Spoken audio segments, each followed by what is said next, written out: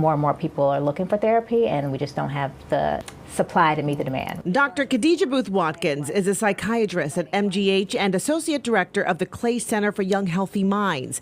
She knows it's not easy for people struggling with their mental health to find help. People have waited for, years to try to get a therapist that they find is a match or that takes their insurance, especially if we think about child and adolescent psychiatrists or child and adolescent therapists. They're very few.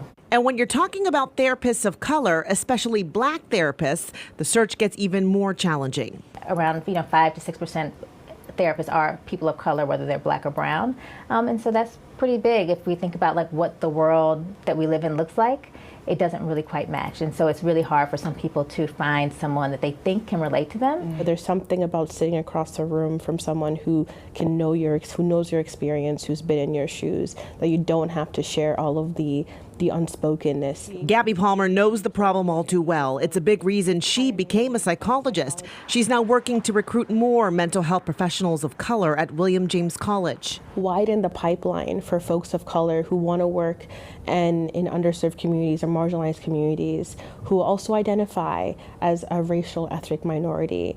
And there's a power of really giving service while also being someone who looks like the ones you give service to. That's where the Black Mental Health Graduate Academy comes in. Dr. Natalie Court founded the program at William James as a way to recruit and retain clinicians of color.